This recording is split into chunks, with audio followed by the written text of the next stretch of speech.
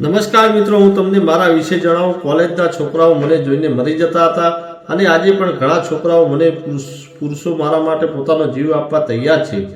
મારો રંગ ગોરો છે અને મારો ચહેરો સુંદર છે. હું હાલમાં 28 વર્ષની જ છું, પણ હજુ પણ હું 22 વર્ષની દેખાઉં છું. મારા પતિ જે 34 વર્ષના છે તે પણ ખૂબ જ સુંદર છે. અને બીજી એક વાત એ કે ખરેખર હું ખૂબ જ સાદી પરિણીત સ્ત્રી છું. મારા લગ્ન 5 વર્ષ પહેલાં થયા છે અને મારા પતિ એક મોટા ઉદ્યોગપતિ છે. તેમનું કામ ઘરે પણ થાય છે. તે રાત્રે 12 થી 1 વાગ્યા સુધી તેમના લેપટોપ પર કામ કરે છે, જ્યારે હું મોડી રાત સુધી મારા લેપટોપ પર સોશિયલ મીડિયા પર ચેટ કરતી રહું છું.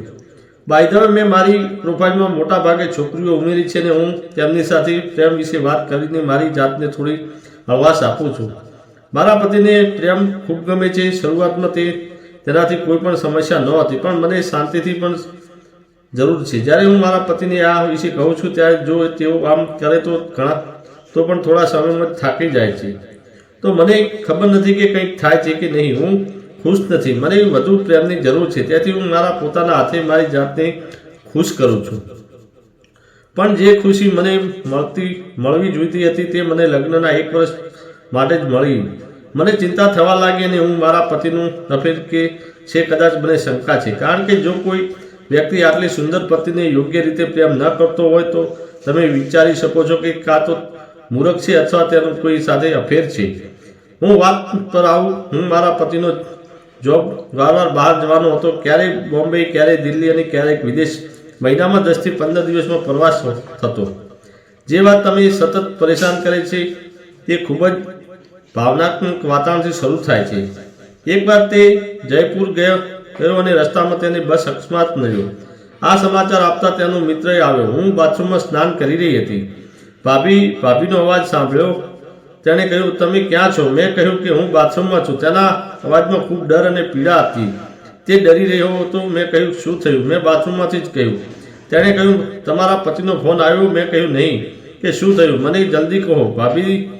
ભાભીજી, તમારા પતિ કારમાં જઈ રહ્યા હતા, તેમનો અકસ્માત થયો છે. મેં હમણાં જ સમાચારમાં સાંભળ્યું છે અને મોટું નુકસાન થયું છે અને તેમનો ફોન પણ ઉપલબ્ધ નથી. હું બેભાન થવા લાગી. હું સ્નાન કરી રહી હતી. હું ફક્ત નાઇટી પહેરી રહી હતી અને આવી રીતે બહાર નીકળી ગઈ. મને ખબર પણ નહોતી કે હું કેવી છું અને મને ડરતા તેને ગળે લગાવી દીધો. તે મને આશ્વાસન આપવા લાગ્યો કે કંઈ નહીં થાય ભાભી, ચિંતા ના કરો. એટલામાં મારો ફોન વાગ્યો અને હું એકદમ તરત દોડી ગઈ. તે પણ મારી સાથે હતો. સદનસીબે તે ફોન મારા પતિનો હતો. મેં ઝડપથી ફોન ઉપાડ્યો. તેમને કહ્યું, ક્યાં છો? શું કરી રહ્યા છો? તમે કેમ છો? મેં બધા એક જ વારમાં પ્રશ્નો કરી નાખ્યા. તેણે કહ્યું, ચિંતા ના કરો, મને કંઈ થયું નથી. મને ખબર હતી કે તમને સમાચાર મળી ગયા છે, તો તમારો ફોન કેમ કનેક્ટ થઈ રહ્યો ન હતો? તેણે કહ્યું કે મારો ફોન ખરાબ થઈ ગયો હતો, તે તૂટી ગયો હતો. હું બીજા મોબાઈલમાં સિમ મૂકીને તમને ફોન કરી રહ્યો છું અને હું ફરીથી જયપુર જઈ રહ્યો છું. હું ટ્રેનમાં ઘણા મુસાફરો ઘાયલ થયા છે અને 3ના મૃત્યુ પણ થયા છે, પરંતુ મને કંઈ થયું નથી. મેં કહ્યું, ઠીક છે, તમે કંઈ થયું નથી ને?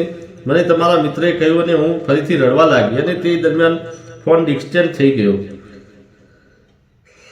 લાઇનમાં ખામી હોવાને કારણે મારા પતિના મિત્રએ બધું સાંભળ્યું હતું અને મારા શરીર પર જોયું તો તેણે કહ્યું, ભાભી, તમે ખૂબ જ સુંદર છો. મને શરમ આવી. પછી મને ખ્યાલ આવ્યો કે એક જ કપડું પહેર્યું હતું. મેં કહ્યું કે રહેવા દો ભૈયા, મને શરમ આવે છે, કારણ કે હું ત્યાં સુધીમાં સારી થઈ ગઈ હતી. હું ઈચ્છતી નહોતી કે તે મને છોડી દે. ભાભી, હું તમને ખૂબ જ પ્રેમ કરું છું. હું તને ઘણીવાર મેળવવા માંગતો હતો, પણ હિંમત ન હતી. આજે મને એવો મોકો મળ્યો કે તું પોતે મારી નજીક છે અને કહી રહ્યો છું, તું મને છોડી દે. હું તમને કેવી રીતે છોડી શકું? મેં તમને છોડવાના મારા પ્રયાસો ઓછા કરી દીધા. થોડા સમય પછી અમે અલગ થઈ ગયા. પતિના મિત્ર ગયા પછી મને ખ્યાલ પણ ન આવ્યો કે તે ક્યારે બહાર રહેતો હતો. અમે બંને પ્રેમમાં હતા, પણ તેના અવાજના કારણે મારા પડોશમાં રહેતો એક છોકરો શંકાસ્પદ થઈ ગયો. તે મારાથી 8 વર્ષ નાનો છે. તે લગભગ 19 વર્ષનો હશે અને તેણે મને કહ્યું, ભાભી, જ્યારે પણ ભાઈ બહાર જાય છે ત્યારે ભાઈનો મિત્ર તમારી પાસે કેમ આવે છે અને આખી રાત શું કરે છે? હું ડરી ગઈ અને તેણે કહ્યું કે કોઈને ના કહેતો. તો તેણે પૂછ્યું કે જે કામ તમે તે ભાઈ સાથે કરો છો તે જ કામ તમે મારી સાથે પણ કરો છો. મેં કહ્યું કે તું હજુ નાનો છે, પણ તેણે કહ્યું, ના ભાભી, હું નાનો નથી. મને ડર લાગ્યો કે ઠીક છે બાબા, હું કરીશ. કાલે તમારા ભાઈ જઈ રહ્યા છે, તમે આવજો. તે ખુશ થઈ ગયો. મારા પતિ સાંજે 4 વાગે નીકળી ગયા. મને આશા હતી કે પડોશી આ બધું જોઈ રહ્યો હશે. તે મારા પતિના જવાબની રાહ જોઈ રહ્યો હતો. તે જતાની સાથે તે થોડી વાર પછી ઘંટડી વગાડી. મને લાગ્યું કે તે છોકરો હશે. મેં દરવાજો ખોલ્યો. હેલો ભાભી, હું આવી ગયો છું. અરે તું બહુ વહેલો આવી ગયો, તું હમણાં જ આવ્યો? હા, હું ખૂબ બધું જોઈ રહ્યો હતો અને ભાઈ ક્યારે જશે તેની રાહ પણ જોઈ રહ્યો હતો, અને હું તમારી પાસે આવું છું એમ કહ્યું. અરે આ બરાબર નથી, તું આ કામ માટે બહુ નાનો છે. બાય ધ વે, તમારી ઉંમર કેટલી છે? તેને કહ્યું, હમણાં જ 19 વર્ષનો થયો છું. મેં કહ્યું, મને લાગતું હતું કે તું 20-22 વર્ષનો હશે, પણ તું તેનાથી પણ નાનો છે. મારા પ્રેમ હું તને કેવી રીતે બગાડી શકું? ભાભી, હું તો પહેલેથી જ બગડી ગયો છું. મેં ક્યારેય આટલો પ્રેમ નથી કર્યો. હું તમને આટલા દિવસ સુધી કેમ ન જોઈ શકી? હું પતિના મિત્ર સાથે ક્યારેય આવું નથી કરતી. હવે હું કદાચ તમારા ભાઈ સાથે એવું નહીં કરી શકું જે તમે મને આપ્યું છે. અમે થોડીવાર મજા માણતા રહ્યા અને ઘંટડી વાગી. મેં કહ્યું કે આ સમય કોણ હોઈ શકે? મેં ઘડિયાળ તરફ જોયું તો 7 વાગી ગયા હતા અને ઝડપથી કપડાં પહેર્યા અને હું દરવાજા પાસે ગઈ. એટલામાં ફરી એકવાર ઘંટડી વાગી. મેં ઝડપથી દરવાજો ખોલ્યો અને સામે પતિનો મિત્ર ઊભો હતો. અરે, દરવાજો ખોલતા તમને આટલો સમય કેમ લીધો? આટલું કહીને તે અંદર આવ્યો. અરે, આ કોણ છે અને તે અહીં શું કરી રહ્યો છે? આ અમારો પાડોશી છે અને હવે તે આપણા વિશે બધું જાણે છે અને હું તેના પ્રેમમાં પડી ગઈ છું. મને તેના પ્રેમમાં પડવાની મજા આવી ગઈ. આ સાંભળીને તે ગુસ્સે થઈ ગયો અને બોલ્યો, તું શું કહી રહી છે? મેં કહ્યું, તેને તમારા અને મારા વિશે બધું જ ખબર પડી ગઈ છે અને તે ખાવાનું માંગી રહ્યો હતો, તેથી મેં તેને મારા પર પ્રેમ કરવા દીધો, પણ હવેથી તે પણ અમારી સાથે રહેશે. ઠીક છે, છોકરાએ કહ્યું. ભાભી, હું ઘરે જઈને આવું છું અને મમ્મીને કહ્યું કે ભાઈના ઘરે કોઈ નથી અને ભાભી ડરી રહી છે, તેથી હું ત્યાં જઈ સૂઈ જઈશ. બાયદરથી એટલો નાનો છે કે કોઈને અમારા પર શંકા પણ નથી.